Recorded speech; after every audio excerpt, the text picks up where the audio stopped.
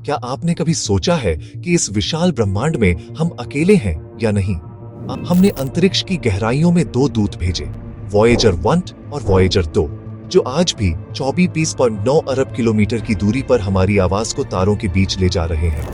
Mission की शुरुआत एक असाधारण संयोग 1960 के दशक में नासा के मिशन डिजाइनरों ने एक अद्भुत खगोलीय घटना की पहचान की। बाहरी ग्रह बृहस्पति, शनि, यूरेनस और नेपच्यून 1970 के दशक के अंत में एक विशेष ज्यामितीय स्थिति में आने वाले थे। यह संरेखण हर 175 साल में केवल एक बार होता है। इस दुर्लभ अवसर का मतलब था कि एक अंतरिक्ष यान इन सभी ग्रहों के गुरुत्वाकर्षण का उपयोग करके कम ईंधन और समय में उनका अध्ययन कर सकता था। इस तकनीक को गुरुत्वाकर्षण सहायता या ग्रेविटी असिस्ट कहा जाता है। जब कोई अंतरिक्ष यान किसी ग्रह के पास से गुजरता है तो वह उस ग्रह की कक्षीय गति से ऊर्जा प्राप्त करता है। इससे उसकी गति बढ़ जाती है। यह तकनीक इतनी प्रभावी है कि इसके बिना बाहरी सौर मंडल के मिशन लगभग असंभव होते। मूल योजना ग्रैंड टूर नामक महत्वाकांक्षी मिशन की थी। इसमें कई जोड़े अंतरिक्ष यान भेजे जाने थे, लेकिन 1971 में लागत की समस्या के कारण इसे रद्द कर दिया गया। इसके बाद 1972 में नासा ने एक संशोधित योजना को मंजूरी दी। 2 मैरिनर श्रेणी के यान भेजे जाएंगे जो केवल बृहस्पति और शनि का अध्ययन करेंगे। 7 मार्च 1977 को नासा के प्रशासक जेम्स सी फ्लेचर ने इन यानों का नाम बदलकर वॉयेजर 1 और वॉयेजर 2 रखने की घोषणा की। वैज्ञानिकों को उम्मीद थी कि इनमें से कम एक यान यूरेनस और नेपच्यून तक भी पहुंच सकेगा। लॉन्च एक ऐतिहासिक यात्रा की शुरुआत। दिलचस्प बात यह है कि वॉयेजर 2 को वॉयेजर 1 से पहले लॉन्च किया गया था। 20 अगस्त 1977 को वॉयेजर 2 प्रक्षेपित किया गया और 16 दिन बाद 5 सितंबर 1977 को वॉयेजर 1 को केप कैनावेरल से लॉन्च किया गया। वॉयेजर एम के लिए तेज मार्ग चुना गया था, इसलिए यह बाद में लॉन्च होने के बावजूद वॉयेजर 2 से आगे निकल गया। दोनों अंतरिक्ष यान की डिजाइन लगभग समान थी। प्रत्येक का वजन 722 किलोग्राम था और इनमें 10 वैज्ञानिक उपकरण लगे हुए थे। इनमें 2 कैमरे वाला इमेजिंग सिस्टम, स्पेक्ट्रोमीटर, मैग्नेटोमीटर और एक बड़ा हाई गेन एंटीना शामिल था। सबसे महत्वपूर्ण बात यह थी कि इन यानों में सोलर पैनल नहीं थे। इसके बजाय प्रत्येक यान में 3 radio isotope thermoelectric generator (RTG) लगे हुए थे। ये जनरेटर प्लूटोनियम 238 के रेडियोधर्मी क्षय से उत्पन्न गर्मी को बिजली में बदलते हैं। लॉन्च के समय तीनों आरटीजी मिलकर 470 वॉट बिजली पैदा करते थे। ग्रहों की खोज, अद्भुत खोजें। बृहस्पति पहला पड़ाव वॉयेजर 1 ने 5 मार्च 1969 को बृहस्पति के सबसे नजदीक पहुंचकर मानव इतिहास में पहली बार इस गैस दानव की विस्तृत तस्वीरें भेजी।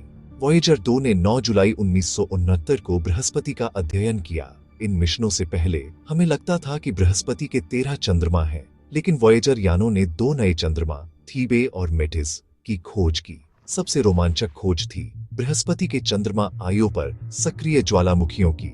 यह पहली बार था जब हमने पृथ्वी के अलावा किसी अन्य खगोलीय पिंड पर सक्रिय ज्वालामुखी देखे थे। शनि वलयों का राजा 12 नवंबर 1980 को वॉयेजर 1 शनि के पास पहुंचा, जबकि वॉयेजर 2 ने अगस्त 1981 में शनि का अध्ययन किया। वॉयेजर 1 ने शनि के 5 नए चंद्रमा एटलस, प्रोमेथियस, पेंडोरा और 2 अन्य की खोज की। साथ ही जी रिंग नामक एक नई वलय भी मिली। सबसे दिलचस्प खोज थी शनि के सबसे बड़े चंद्रमा टाइटन की।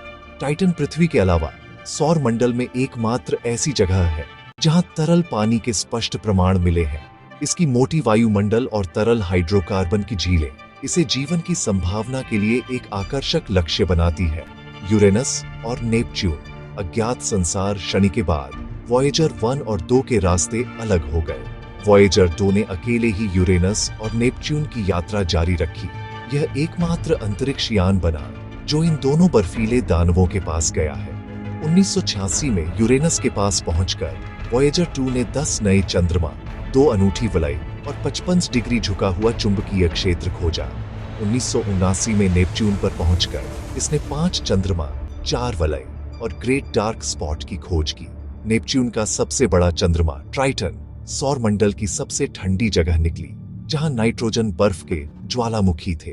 गोल्डन रिकॉर्ड, मानवता का संदेश वॉयेजर मिशन की सबसे रोमांचक विशेषता है गोल्डन रिकॉर्ड। यह एक 12 इंच का सोने से मढ़ा तांबे का फोनोग्राफ रिकॉर्ड है जो दोनों यानों पर लगा है। इसे खगोल शास्त्री कार्ल सेगन के नेतृत्व में एक टीम ने तैयार किया था। गोल्डन रिकॉर्ड को यूरेनियम 228 से लेपित एल्यूमिनियम में लपेटा गया है ताकि यह अरबों सालों तक कॉस्मिक रेडिएशन से सुरक्षित रह सके। इसमें 4 मुख्य भाग हैं। पृथ्वी के दृश्य, 115 तस्वीरें और चित्र जो हमारे ग्रह और यहाँ रहने वाली प्रजातियों की जानकारी देते हैं। इसमें बुनियादी गणित, रसायन और भौतिकी की परिभाषाएं भी शामिल हैं। तस्वीरों में मानव शरीर रचना से लेकर ताजमहल और चीन की महान दीवार तक सब कुछ है। धरती से शुभकामनाएं, 55 भाषाओं में मानवों द्वारा बोले गए अभिवादन, साथ ही तत्कालीन अमेरिकी राष्ट्रपति जिमी कार्टर और संयुक्त राष्ट्र के महासचिव कर्ट वॉल्डहाइम के लिखित संदेश। पृथ्वी का संगीत, अलग अलग संस्कृतियों और युगों से 90 मिनट का संगीत संकलन। इसमें बाख का ब्रांडेनबर्ग कॉन्सर्टो नंबर 2, बीथोवन का स्ट्रिंग क्वार्टेट नंबर 3 और मोजार्ट का द मैजिक फ्लूट शामिल है। भारतीय संगीत का प्रतिनिधित्व राग भैरवी पर आधारित जात कहाँ हो से किया गया है जो सुश्री केसरबाई केरकर द्वारा गाया गया है। पृथ्वी की आवाजें, 21 ऑडियो रिकॉर्डिंग जिनमें प्राकृतिक आवाजें जैसे गर्जना, हवा, लहरें, पक्षियों का चहचहाना, भेल की आवाज और मानवीय गतिविधियों की आवाजें शामिल हैं। चुनौती, निर्देश समझना। सबसे बड़ी चुनौती यह थी कि एलियन को यह कैसे बताया जाए कि इस रिकॉर्ड को कैसे चलाना है। नासा के वैज्ञानिकों ने कवर पर विस्तृत चित्रात्मक निर्देश बनाए। इनमें हाइड्रोजन परमाणु के संक्रमण का चित्र है जो समय और दूरी की मानक इकाई देता है। 1977 की तकनीकी सीमाओं के कारण तस्वीरों को एनालॉग रूप में ऑडियो सिग्नल के रूप में स्टोर करना पड़ा। वॉयेजर कंप्यूटर में केवल 59 KB मेमोरी थी, इसीलिए इंजीनियरों ने तस्वीरों को टीवी कैमरे से रिकॉर्ड कर वीडियो सिग्नल्स को ऑडियो वेव फॉर्म्स में बदला। पायनियर प्लैंक, पूर्ववर्ती संदेश। वॉयेजर से पहले 1972 में पायनियर 10 और 1973 में पायनियर 11 ने एक सरल संदेश भेजा था। पायनियर प्लैंक ये 15 सेमी x 25 सेमी का सोने से मढ़ा एल्यूमिनियम प्लेट था जिस पर 5 चित्र बने थे। इसमें हमारी गैलेक्सी में सूर्य की स्थिति का नक्शा था, साथ ही सौर मंडल के ग्रहों का चित्र और एक पुरुष व महिला की आकृति भी थी। इसे कार्ल सेगन और फ्रैंक ड्रेक ने डिजाइन किया था। इंटरस्टेलर स्पेस में प्रवेश। वॉयेजर 1 पहला अग्रदूत। 25 अगस्त 2012 को वॉयेजर 1 ने इतिहास रच दिया। यह हेलियोपॉज को पार कर इंटरस्टेलर स्पेस में प्रवेश करने वाली पहली मानव निर्मित वस्तु बनी। हेलियोपॉज वह सीमा है जहां सौर हवा का प्रभाव समाप्त होता है और इंटरस्टेलर माध्यम शुरू होता है। इस ऐतिहासिक घटना की पुष्टि एक दिलचस्प तरीके से हुई। मार्च 2012 में सूर्य से निकला एक कोरोनल मास इजेक्शन 13 महीने बाद अप्रैल 2013 में वॉयेजर 1 तक पहुंचा। इस सौर विस्फोट ने वॉयेजर के चारों ओर के प्लाज्मा को कंपन करने पर मजबूर किया। वॉयेजर के प्लाज्मा वेव इंस्ट्रूमेंट ने इन कंपनों को रिकॉर्ड किया। इन्हें इंटरस्टेलर स्पेस की आवाजें कहा जाता है। इनका विश्लेषण करके वैज्ञानिकों ने पुष्टि की कि यह इंटरस्टेलर स्पेस में प्रवेश कर चुका है। वॉयेजर 2 दूसरा यात्री 5 नवंबर 2018 को वॉयेजर 2 भी इंटरस्टेलर स्पेस में प्रवेश कर गया। यह 119.7 AU 17.9 अरब किलोमीटर की दूरी पर था। वॉयेजर 2 के पास एक काम करने वाला प्लाज्मा साइंस एक्सपेरिमेंट था। इससे वैज्ञानिकों को इंटरस्टेलर माध्यम की प्रकृति के बारे में पहली बार प्रत्यक्ष जानकारी मिली। दोनों वॉयेजर अभी भी इंटरस्टेलर स्पेस की खोज जारी रखे हुए हैं। पेल ब्लू डॉट, एक ऐतिहासिक तस्वीर। 14 फरवरी 1990 को वैलेंटाइन डे पर वॉयेजर 1 ने एक ऐसी तस्वीर खींची जो मानव इतिहास की सबसे प्रभावशाली तस्वीरों में से एक बनी। 6 अरब किलोमीटर की दूरी से खींची गई इस तस्वीर में पृथ्वी एक छोटे से धुंधले नीले बिंदु की तरह दिखती है। यह तस्वीर family portrait of the solar system श्रृंखला का हिस्सा थी। कार्ल सेगन ने इस तस्वीर की व्याख्या करते हुए लिखा, फिर से देखिए उस बिंदु को, वही यहाँ है, वही हमारा घर है, वही हम हैं। हर वह व्यक्ति जिससे आप प्रेम करते हैं उसने अपना जीवन यहीं व्यतीत किया। इस तस्वीर के 34 मिनट बाद वॉयेजर 1 के कैमरे हमेशा के लिए बंद कर दिए गए ताकि ऊर्जा बचाई जा सके। डीप स्पेस नेटवर्क, धरती से संपर्क वॉयेजर मिशन की सफलता नासा के डीप स्पेस नेटवर्क DSN पर निर्भर है। यह दुनिया की सबसे बड़ी और संवेदनशील वैज्ञानिक दूरसंचार प्रणाली है। ये 3 स्थानों पर स्थित है: Goldstone, California Madrid, Spain Canberra, Australia. ये तीनों स्टेशन पृथ्वी पर लगभग 120 डिग्री की दूरी पर स्थित हैं, जिससे निरंतर संपर्क सुनिश्चित रहता है। वॉयेजर 1 से आने वाले सिग्नल को धरती तक पहुंचने में अब लगभग 22 घंटे लगते हैं, जबकि वॉयेजर 2 से आने वाले सिग्नल को 18 घंटे लगते हैं। शक्ति प्रणाली और वर्तमान स्थिति। वॉयेजर मिशन की सबसे प्रभावशाली बात यह है कि ये 48 साल बाद भी काम कर रहे हैं, जबकि इनकी मूल डिजाइन केवल 5 साल के लिए थी। हर साल लगभग 4 वॉट की शक्ति कम होती जा रही है। नासा के इंजीनियर लगातार पावर बचाने के लिए उपकरणों को बंद करते रहते हैं। फरवरी 2025 में वॉयेजर 1 का कॉस्मिक रे सबसिस्टम बंद किया गया और मार्च 2025 में वॉयेजर 2 का low energy charged particle instrument बंद किया जाएगा।